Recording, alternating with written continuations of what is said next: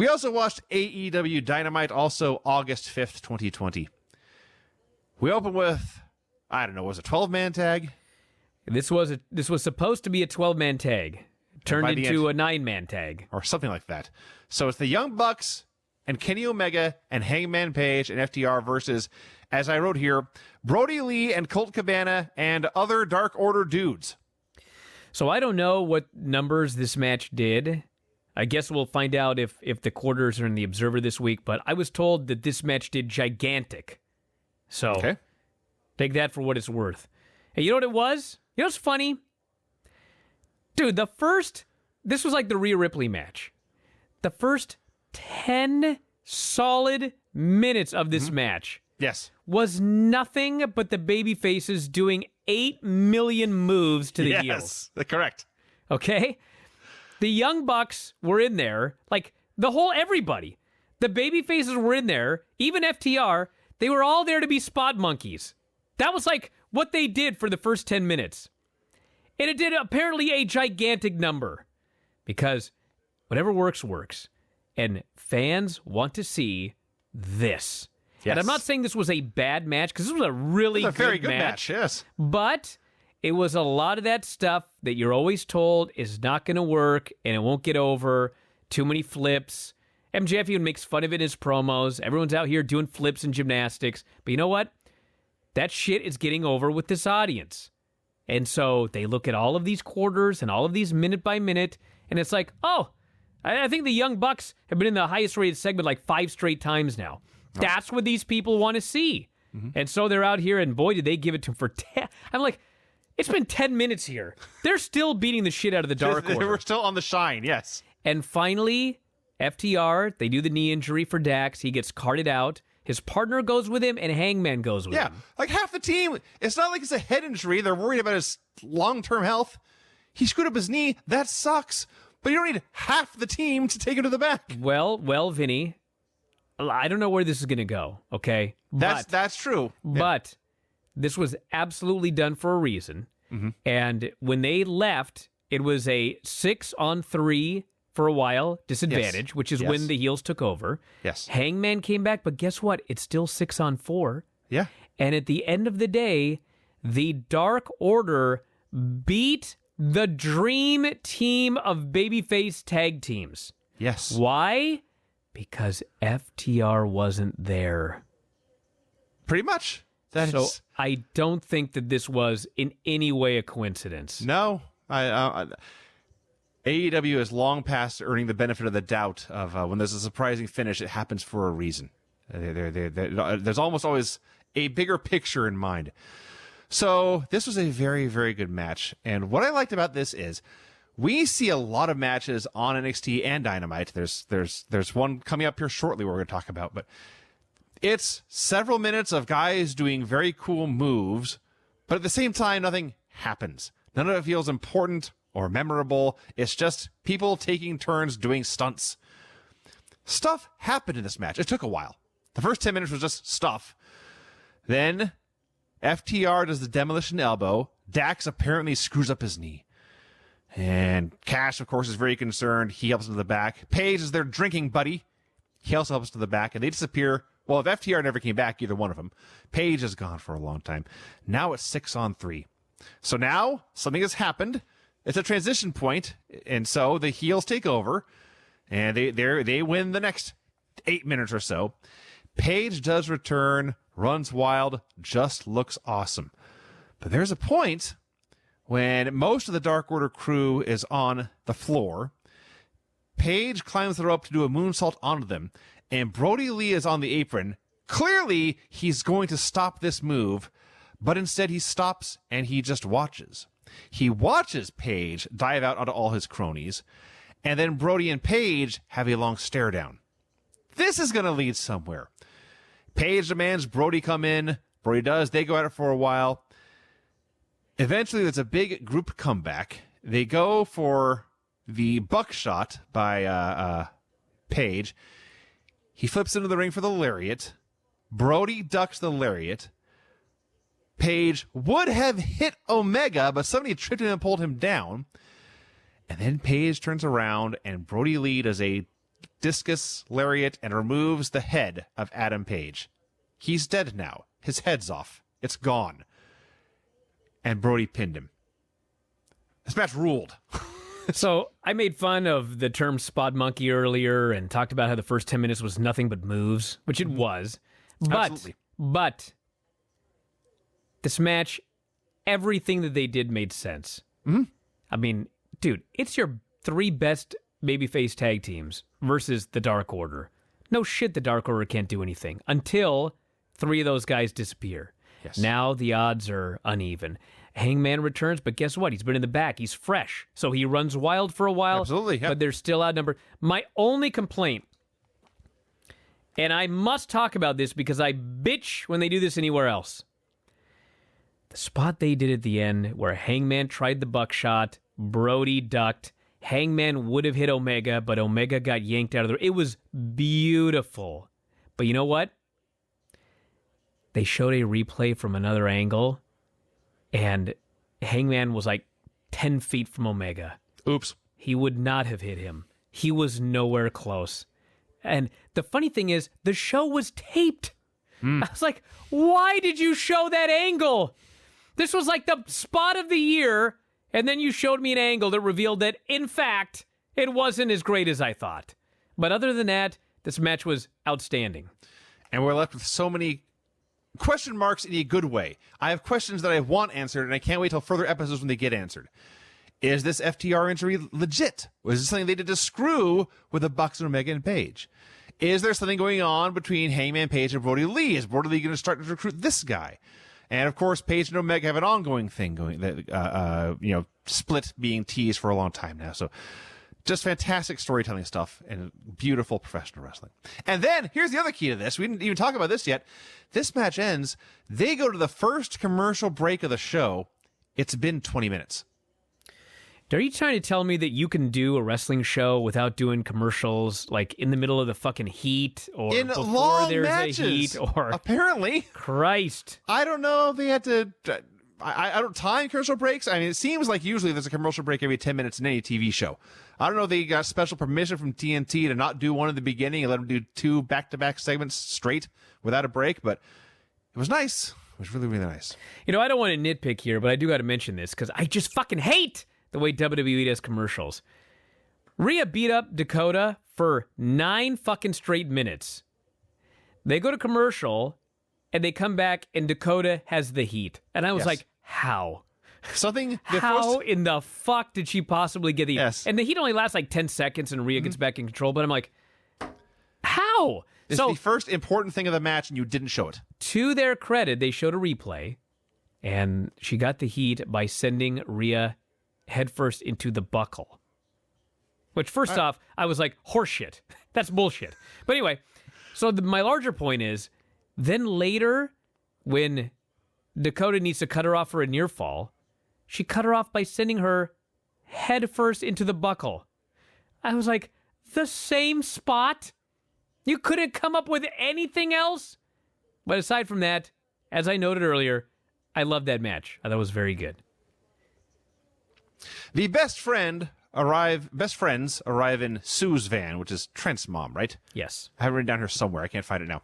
But it's Sue's van, and I know it's a football stadium, and there's not a football game going on, so they got a lot of space, but I'm not sure they parked this car in Jacksonville. They may have parked it in Miami or Tampa Bay or Orlando, for that matter. They're miles from anything. They park it, and they walk into the building. Tonight on Dynamite, 25 minutes in now, we get a rundown because that first match went so long. It's Darby Allin, the number 5 contender, versus Jon Moxley. And that means we get a Jon Moxley promo, which is pretty much always great. This was no exception. Says, you know, when I was a younger wrestler, I was dealing with a lot of personal demons. People tried to give me advice. Don't do that death match. Which, by the way, that's good advice for all people in all circumstances. Don't do that death match. Don't do that death match. Don't fight that guy. In some cases, I wished I had listened to them, but in some cases, I'm glad I didn't. So I understand why Darby Allin wants me, why he wants this title. And now the funny thing is, I'm the advocate. I'm the voice of reason. I know Darby's going to keep coming at me. He won't care that that the last time they wrestled, I nearly broke his neck. But it weighs heavily on me. I don't want to end Darby's career. He's my favorite guy in AEW. But the title's on the line. You signed the contract. You made yourself like everybody else. I got to do what I got to do. I'm just asking you, please, when it's time to stay down, just stay down. But I know you won't listen, because I wouldn't. Well, I don't know if everybody noticed or not, but like, Jon Moxley's gimmick is he tells you exactly what he's going to do to you. Yeah. And then he does it. He speaks the truth. Yes. There is no swerve. There is no bullshit. He tells you what logically would happen in each of these matches, and then he goes and he does it. Yes. Wonderful. My complaint is not about Moxley this promo at all, but in this promo, and then later during the match, they mentioned that the last time Moxley and Darby wrestled, Darby nearly broke his neck. Now, I believe that, because I've seen Darby Allin wrestle. It was crazy in the implant DDT off the top. It's about killed the guy. Remember that? Okay. I actually don't. Oh, my God. I thought he killed him. You need to clarify which career-ending injury Darby nearly suffered. There have been many of them. I've lost track. Also tonight on Dynamite, is it Alex Silver and John Reynolds or John Silver and Alex Reynolds? I can never Long remember. John Silver. That helps. Yeah. Yes. They're facing Cody and Matt Cardona. There will be an MJF update. And, of course, the Chris Jericho Orange Cassidy debate. Also, right now, Proud and Powerful versus the Best Friends. So, remember earlier when I said there's matches on both these shows where they do a lot of cool stuff and none of it seems important or means anything? I was watching this match. I was enjoying this match. And I looked down at my notes and realized they were blank. And we were like 10 minutes in. Like, nothing really had happened yet. They had done some stuff. The other team did some stuff. Then there was like a comeback and stuff, but it just felt all completely meaningless and trivial. Well, I had no notes because I was busy taking notes on poor JR, whose job was to send it to picture-in-picture, but they wouldn't go to picture-in-picture, and he kept calling for it, but they wouldn't go, and it became a bit. Oh, yes. And finally they go to picture-in-picture. I love JR. So eventually, the Best Friends break up the Street Sweeper, and Trent pins Ortiz with a cradle. Ortiz sits up, like, heartbroken. His reaction to being pinned to this cradle was more important and more entertaining than anything that actually happened in the match. Dude, we talked about this usually when we watch the old shows, like the old Saturday Night's Main Event or some of the retro shows. Someone gets pinned. It's usually like Bret Hart because he's so awesome. Yeah. But he gets pinned, and the reaction after he gets pinned is, motherfucker, yes. I got caught. Yes. And that was Ortiz. He was so sure he was going to win. Just disappointment. They were just going for their finishing maneuver. How could they not win? And he got tricked by this bastard who pinned him. He lost at the very end. Just disappointment, resignation, and disappointment. There's no point in throwing a tantrum. That won't fix anything. There's no point in attacking the other guy. That won't fix anything. All you can do is sit there and say, "Fuck." And that's what he did. We go to MJF campaign headquarters. Which is legitimately a campaign headquarters. Yeah, he is running for champion. His first lackey there, he gives us some gum, but it's terrible gum, so MJF fires him. There's a woman there named Nina, and when MJF sees a poster out of line, he asks Nina if she hung it. She says, "No, it was Lee." Points at Lee. MJF scolds Lee. God, throwing poor Lee under the bus. Yes. Terrible. MJF scolds Lee for not having the poster level, pulls out a carpenter's level. Craig should be here to show you how these things work. Points out the poster is crooked, and Lee, you can tell, has been dealing with MJF for weeks, or at least a solid week. He's about done. He may have just been dealing with it for 10 minutes. That's actually you also ever met possible. this guy? Come on. Yes. He asks Nina for the poll numbers. Nina starts to talk, but he says, "Nina, smile or don't talk at all." So Nina forces the most painful smile to show the polls that show MJF is now leading Moxley 100% to minus 88%. Not sure that checks out. I would fire Nina right now, actually, for that.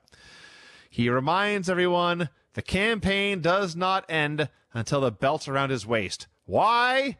And they all say, "Because we deserve better." And then the interview person, the cameraman or whatever, says, What will you do if Jon Moxley loses the title to Darby Allin tonight?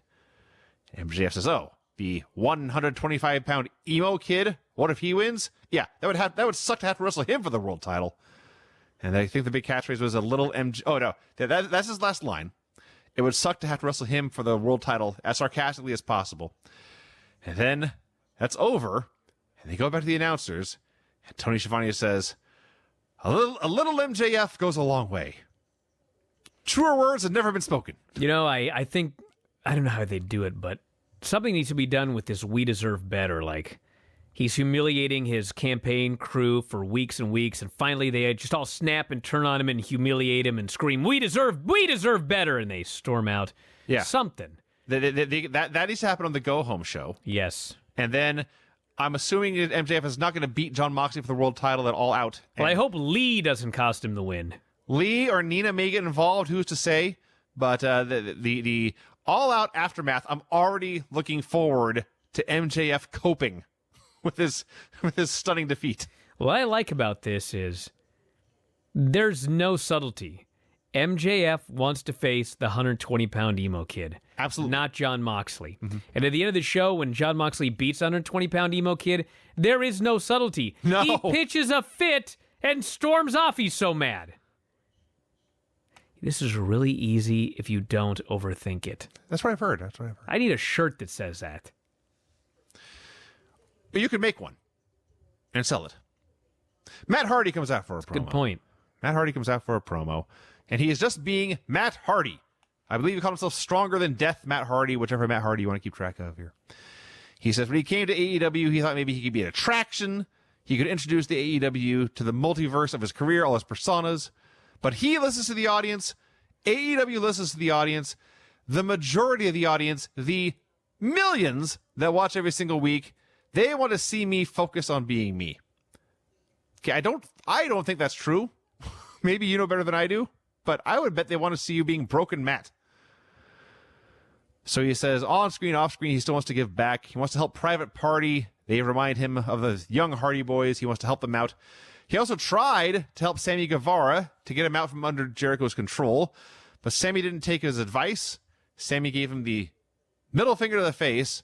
So I no longer desire to help you. I desire to hurt you. As he's speaking, Sammy Guevara appears, I believe, from under the ring and starts to sneak up on him. But Matt is no dummy and says, Sammy, I knew you'd come.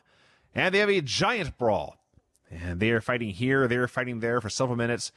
They end up outside the ring. A table gets set up.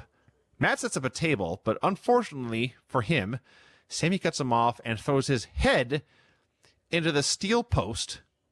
There is a very loud clang sound. There is a very sharp edge on these steel posts. They are square, they are not round. And Matt Hardy's blood, which is No. I'm sorry, Vinny. Okay. You got it all wrong. All right, so first things first. There was a loud clang, and there was another loud clang later in the Darby, show. yes. Because it was a taped show, and they edited in sound effects. Aha. Because if the show's taped, fucking do whatever you got to do. So it was not the post. What was supposed to happen was they were brawling, and they had a normal, cheap folding chair on the other side of the barricade. And Sammy was going to get it and either ram him in the stomach with it, or he was going to do the Sabu throw where you throw the flat part and the guy blocks and you do the chair shot. So in the heat of the battle, Sammy can't find the chair. And so I guess he panics, and there's a chair by the timekeeper, but it is not a normal folding chair. No, it doesn't fold. It's a big, heavy metal chair, and he fucking tosses it. And Matt gets hit in the head, busted open from ear to ear. He's bleeding everywhere. As I was about to... Regardless, the outcome is the blood that was once so safely inside Matt Hardy's head is now outside all over the table. And it's so bad that he doesn't even sell getting hit in the head with the chair. He's busy checking to see if his scalp is still connected. Yeah. So he survived. Sammy runs up on stage. I talked about Oni Lorcan's dives earlier. This is not the same thing and like a totally out of control, but Sammy can't just do a running splash off the stage. I believe it did a corkscrew double flip dive and ended up going head first through Matt through this table. I thought it was, but I watched it several times. It was really only a 450 that was very slightly over-rotated. But so 630? No, it wasn't even 630, because he landed on Matt, but then fell forward off the table towards his head. Nice. But it was basically a 450. A 540. That's because he did on his head. It would be 90 Maybe a degrees more. 540. I'll give you that. So, yes, Sammy won this brawl, if any of you are wondering. Matt's left, half his blood's gone, and he's through a table and lying there. So Matt had 13 stitches, and otherwise apparently was fine. That's Although good. this was not supposed to happen, and I don't know how many people, but I was told multiple people had a talking to with Sammy afterwards about Well, not being careless, safety yes. first, that's number one priority, et cetera, et cetera. So, shit happens, but that sucked. yeah. Speaking of shit happening, we're in the parking lot, and Santana and Ortiz ask us, do we want to see some real shit? And they begin to destroy Sue's van. Trent Beretta's mom's minivan they destroy. Now, the only thing I didn't like about this, and this is a very WWE thing to do, why was there a camera in the van as it was being destroyed? Well, I'm sure it was like one of those in-vehicle security cameras, Vinny. Oh, convenient that Proud and Powerful could get hold of that tape. Regardless, they smash all the windows. They got the mad ball. They got a sledgehammer. They break all the windows. And then they take spray paint and they write Sue in giant letters on the hood and then exit out. Those dicks. All that because they got pinned. Ridiculous. All that because they got pinned. John Silver and Alex Reynolds versus Matt Cardona and Cody. This is another one. This is not quite as, not exactly the same as the earlier tag match, but they did a basic tag match, and I just found myself writing down nothing about it. Whichever the shorter dude is in Silver or Reynolds, he looked very good tonight. They got the heat on Cody, throwing him into the guardrail. The ribs bothered him for the rest of the match, even after Cardona got his hot tag and Cody tried to help out in the four-way that followed. He couldn't do anything. He was on the floor incapacitated. So Cardona went it alone, pinned one of them with the leg lariat, which is now called the radio silence.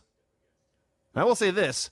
At least they didn't say he calls that the radio silence. They just said, there's radio silence, or he's won with radio silence or whatever. Like, it's just, that's what his move is now. So there you go. Cardona won. I thought he looked fine. It was totally fine. Yeah, thought he looked good, actually. Thought he looked better than he has in, I guess, apparently not his entire WWE career, but probably the last, 10 years? I suspect we watched last Raw we went to in Everett sometime last year. Actually, may have been this year when I think about it, but he was on a tag match in main event, and I suspect if we watched that same tag match, he probably would have looked as good, but people would care way more about this one. So as Cody is leaving, he is confronted by Scorpio Sky, who apparently, based on things that flew by my Twitter timeline, apparently turned heel and quit SCU on Dark. I don't know about that, but I know that he wanted a shot, and he's getting it next week. So the best friends cut a promo about the van. This is like my favorite comedy bit the best friends have ever done. I actually thought they were funny here. As a Chucky says, I told Sue personally I would take care of this van and keep it safe. And Trent says, you do not touch my mom's van, you cowards. We're going to beat you again. And when we beat you again, you are going to personally apologize to my mom on speakerphone. Like, they're pissed, but at the same time, they realize how completely ridiculous this is. They won a match, and so their van got vandalized. It's ridiculous. Yeah. It is time for the AEW Super Wednesday Debate 2020. Oh, man. A verbal debate. Yes. First of all, I'm 100% convinced that whatever the record is for most pyro at a verbal debate, it was broken. There was so much fireworks for this thing. The guest commentator, as had been rumored, was in fact Eric Bischoff. Tony Schiavone, maybe it's just me, but I heard terror in his voice as Eric Bischoff emerged for the first time on TNT television in legitimately 20 years. I can tell you wasn't the only one. Yeah. So Eric explains they have collected 5 questions put together through the various AEW social media platforms. The questions have been chosen at random, which sounds like a terrible idea. I hope that's not actually what they did. Neither Mr. Jericho nor Mr. Cassidy have seen these questions. They bring out Orange, and it's Orange Cassidy, as you always see him. They bring out Jericho as a super fancy-ass black suit. He has Jake Hager there, who also has a fancy suit, who's carrying the soiled $7,000 jacket, which, as Jericho notes, somehow seems to get more orange every week.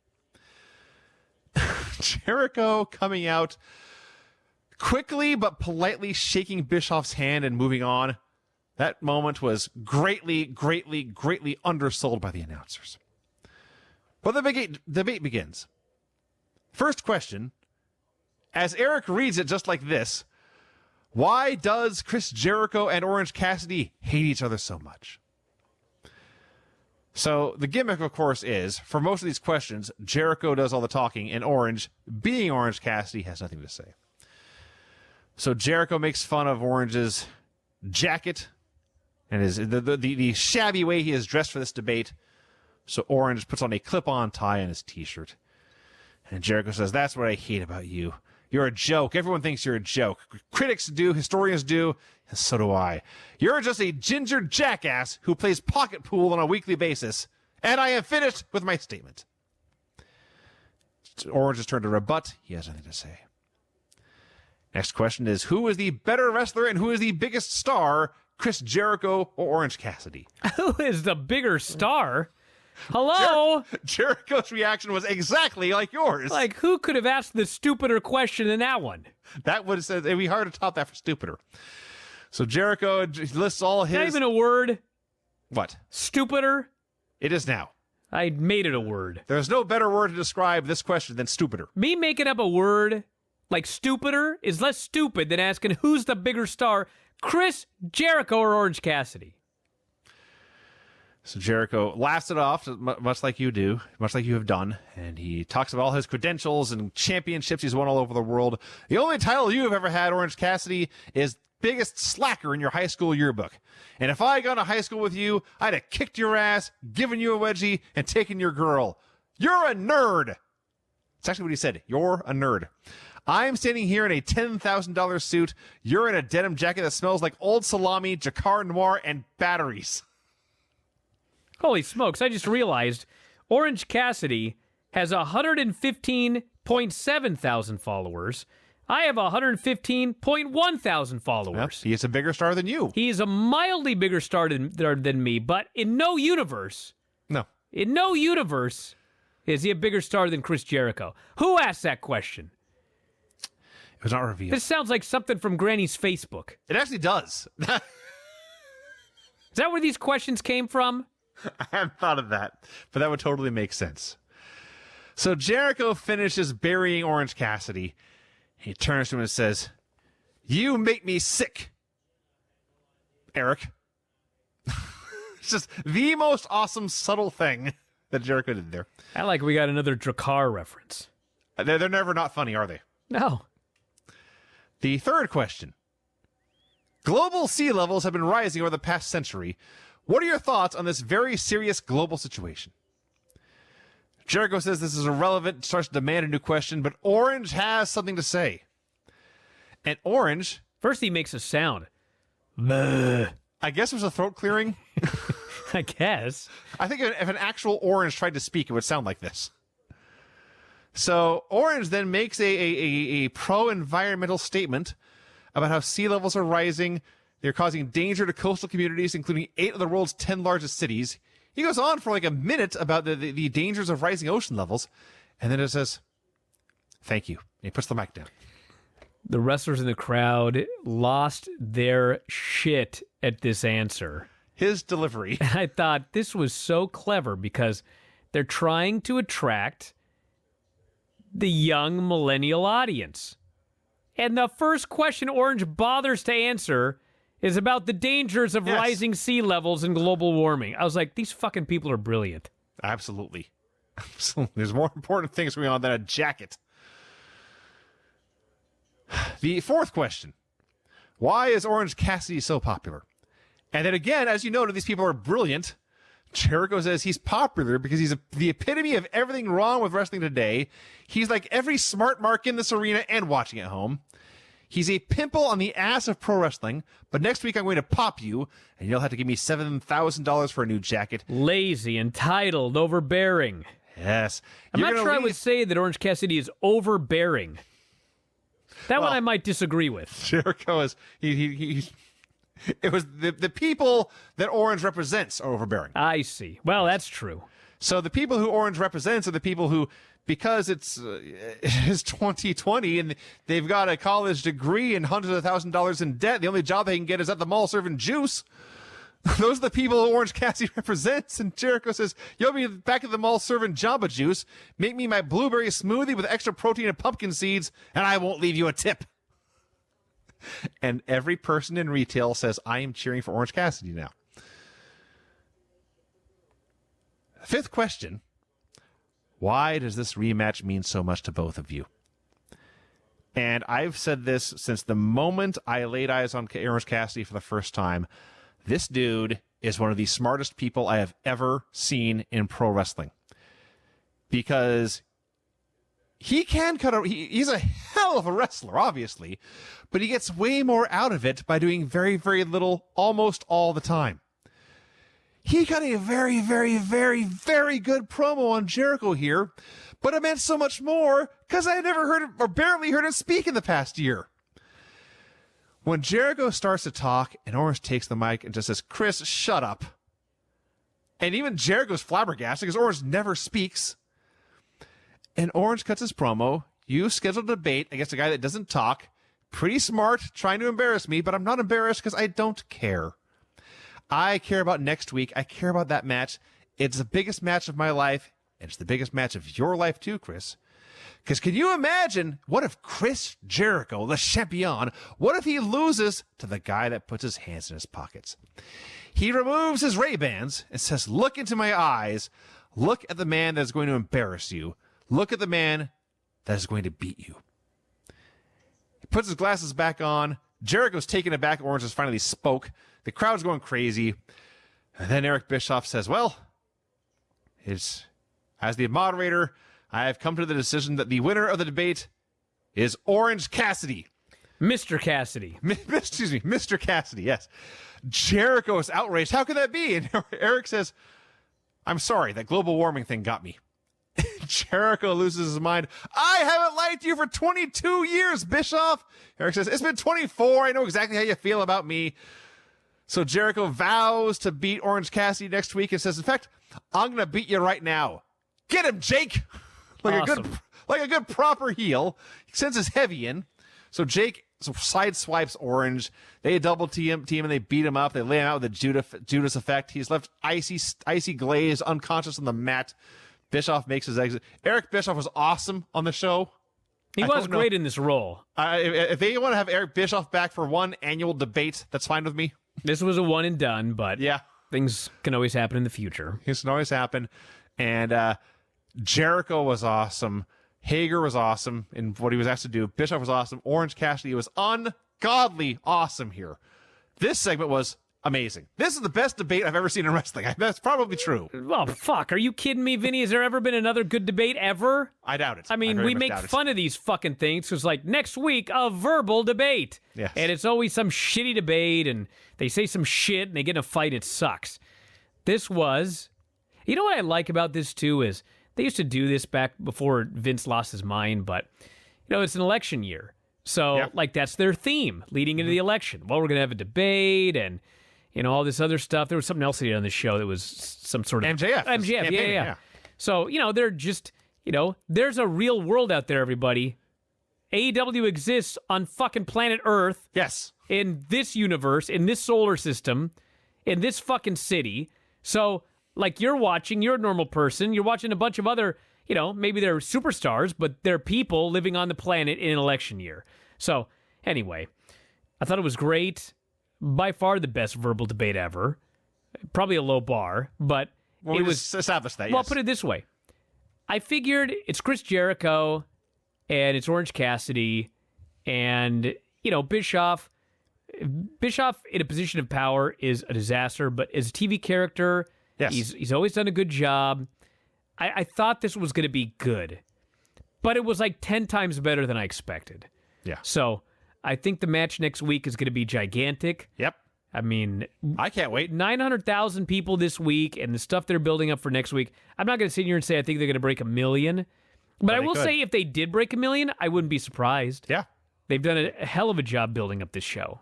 Yes. Shivani interviews Britt Baker. So a week or two ago, Britt was doing one of her promos and called herself like the Michael Jordan of AEW or something like that. But no one even mentioned it, but she's sitting out here now in a Michael Jordan jersey, which is just awesome. So Britt Baker explained that she would give a match to Big Swole if Big Swole could beat her chosen opponent. So her chosen opponent is, in fact, Reba, the makeup lady. Reba is not thrilled to hear this, but her job's at stake, so she goes to wrestle the match. She can barely get in the ring, and it's Reba versus Big Swole. All right, so here's the big debate. Dave said Reba worked this match like she wasn't a wrestler. Mm-hmm. And I said, no, she worked this match like she used to be a wrestler, but she hasn't wrestled in years, and now she's a makeup lady. How many fucking makeup ladies are going to do a moonsault off the middle rope? One. And he was like, well, she almost fell off the top rope, and she fell getting in the ring. I didn't think about it at the time, but Vinny, if you had to have a match with no warning, if I threw your ass in the ring tomorrow, there's a very decent chance you're going to fucking slip getting into the ring Brian? and have a shitty performance. Well, right? That's a guarantee. But 2 years ago, whenever Tom Lawler wrestled on a Defy show, and he's got the gimmick with the sponsorship banner thing, Yes. and you needed you need a second person to help you hold this banner. Yes. So of course you recruited me. I said, all right, fine, I can do that. So I came out to just help with the entrance, and that was that was the extent of my participation as a performer for Defy Wrestling. But you give the banner, we get down there, and I get to that ring. I was looking back and forth like, how in the hell do I get up there? Thank you. It took me several seconds to remember how to climb up into a ring. Yes. So yeah. She was a bad wrestler that became a makeup lady, and she was Yes. thrown in with no warning. Of course, she wrestled like she didn't know what she was doing. Of course. But she's still a wrestler. Now, this is important. She was not an untrained makeup lady who had never taken a bump before. They said this woman has had over 100 matches. She's not a complete. That I'm not sure about, but Well, I had over 100 matches as well, and I don't think many of them were better than Reba's here. well, no, but you had a hell of a lot longer career than she did. I guess, I don't know, but point being, she forgot everything. She could not even get into the ring. It was all new to her. Now, they only put her out there for 2 minutes. Let's not over-stress this. But the longer the match went, the more stuff came back to her. They actually told a very good story about this. She's not a complete joke. She has done this before. It's been a long time. We're watching her work off some of the rust. So, yes, she goes up to the top rope and then has second thoughts and climbs back down because she hasn't done a top rope moonsault in 5 years. But maybe a middle rope is much safer. She'll do a middle rope one. She tries the middle rope one, goes splat, totally misses. Big Swole hits a rolling elbow and pinned her. I love these. I don't know how good. Maybe since I last saw her, Rebel has become a very competent pro wrestler. Maybe she's capable of having a good 10-minute TV match. But you know what? For this story, this match didn't need to go 10 minutes. For this story, this match needed to go 2. So they did a 2-minute match because it fit the story well. Big Swole came out looking dominant. She beat Britt's geek. Britt is a geek for picking this geek to wrestle for her. Now we're going to see Big Swole get her revenge on Britt Baker. Great. I hate to say this because it'll make people mad, but too bad. You know that if this match would have been done in WWE, that Reba would have got heat on Swole. Oh, my God. Probably, Minutes of it. Yes. a commercial break or something. But anyway, that would have happened. But that's not, as you noted, the story. And when this was over, when Swole killed the fuck out of her with that tornado forearm, beat the shit out of her, looked like a killer, and of course, Britt's supposed to be this heel you want to see get beaten up. Boy, oh boy. It's Big Swole. She's getting the shot here in the first match back, and I cannot wait to see this match. It's going to be awesome. And is it next week? No, it's not next week. No, I'm sure it's when the it is. pay-per-view. I see. Well, next week, we have Cody versus Scorpio Sky for the TNT title. Orange Cassidy versus Chris Jericho in the $7,000 obligation match. That's what it's called. That makes me happy. So, amusingly, after announcing 2 singles matches, they add also, it's Tag Team Appreciation Night. Well, we knew this because remember on the show last week when FTR signed their contract, they announced Yes, that. yes. It's still funny to me that on Tag Team Appreciation Night, the big matches are singles matches. But there's also Hangman Page and Kenny Omega versus the Jurassic Express. I don't know if that's a tag title match or not. Probably. Evil Uno and Grayson versus the Young Bucks. And a special appearance by both the Rock and Roll Express and Tully Blanchard and Arn Anderson. I bet this is going to rule. I bet this is going to be awesome. And speaking of awesome things, Darby Allin versus Jon Moxley. Hey, listen, I'll start off by saying I thought the idea that Darby out of nowhere, number 5 contender, was getting a title match, I didn't get it. I wasn't a fan of it. In some ways, I'm still not a fan of it because if you spend so much time talking about rankings, like, I mean, Lance Archer, I think, was ranked number 3. He ain't hurt. Why is he not getting a championship match? Why is Darby getting it? The guy's been gone. The storyline was the guy was gone for like 2 months. He came back, he won 1 tag match, and all of a sudden he's getting it. I didn't like it, okay? Now, with all that said, I thought this match was so great. Oh, my God. It was so good for Darby. Jon Moxley is the fucking greatest. I loved every bit of this.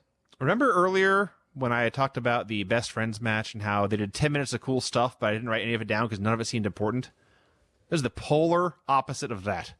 Everything they did had a point. Everything they did had a reason. Everything they did told a story.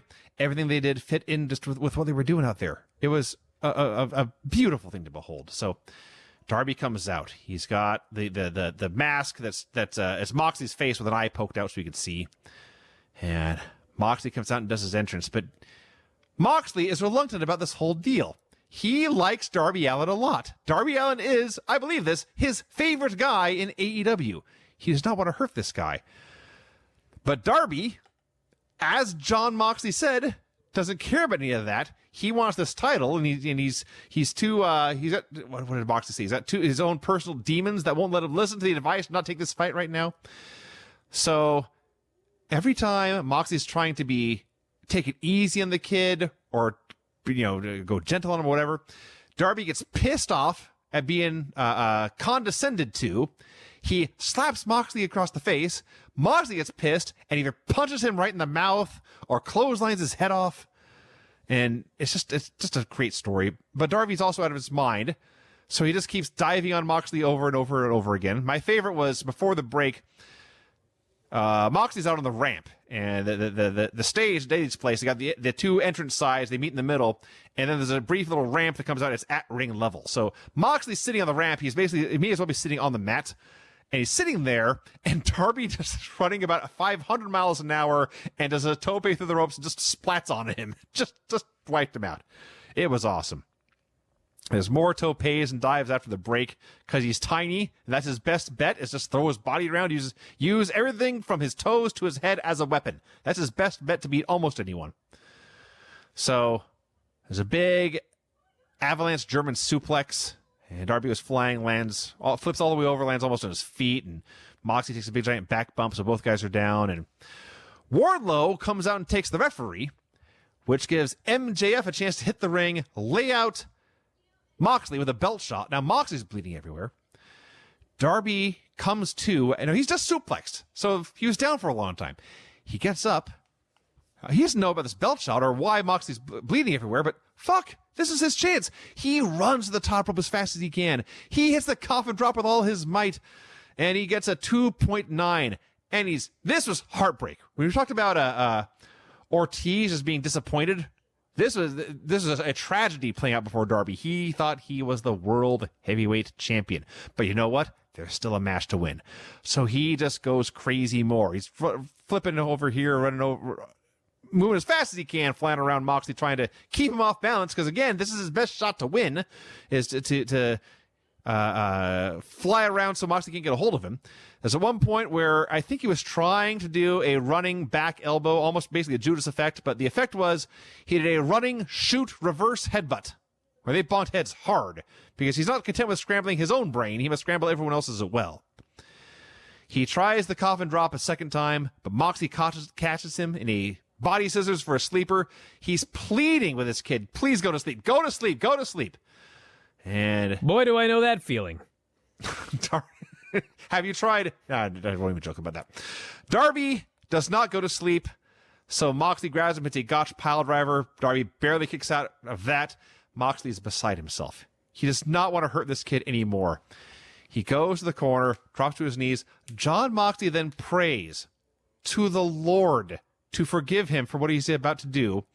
He grabs Darby, hits a paradigm shift, and he gets the 3 count. This is so awesome. It's just awesome, awesome, awesome. Let me read some of these emails I got flooded with right when this match was over. Moxley sure sees a little bit of himself in Darby, this person says. You're telling me? Yeah. Person says, Jon Moxley and Darby Allin share remarkable chemistry together. Once again told a compelling story that was worthy of a pay-per-view treatment. I was holding my tears back. Wow. When Mox consoled his little daredevil buddy. It says, Darby lost in the main event, still walked out looking like $1 million. This is how you build a star. Compare this to what Raw is doing. They should be ashamed. Yeah, well, they're not. This person says, what a beautiful ending to Dynamite. The love and respect between Moxley and Darby filled my heart with pure joy. You don't see things like these in wrestling often. Moxley's little compadre. That's exactly what he is. And finally, this person, the ending to Dynamite gave me chills. I may also have cried for Mox and Darby. All Elite Wrestling is the best wrestling show on TV, period. All of those. Oh, here's another one. I teared up when Moxley hugged Darby like a little brother after their fight. Flooded with them. Mm-hmm. Match was great. That match was great. And it was so simple. Simple. For a second, I thought you were going to say easy. It's not easy. Moxley did a promo, and he told you... He basically called the match. Yeah. It was a spoiler. He may as well have sat down and said, this is the story of this match. They did exactly what he said they were going to do. Mm-hmm. It was great. That's professional wrestling, everyone. It's not that hard if you don't overthink it. Do we need to overthink what we're voting for? I don't. I'm going to vote for All Elite Wrestling. It's AEW tonight. But you know what? It's very much like the numbers. The NXT numbers were very good. This is a very good NXT. NXT was very good. AEW was better. AEW was great. We do a lot of, we make this analogy almost every week. It was a 10-9 round this week. Yes. This week was a 14-10. Okay, I exaggerate. But this was a 10-9, everybody. How about that? Fine. There we go. All right. You can laugh at my joke one time. I don't even get the joke. 14-10? Because it's so great, Brian. It's better than a 10. It was a 14. Oh, I see. Yeah. Do you know what a joke is? Anyway. Maybe not. All right.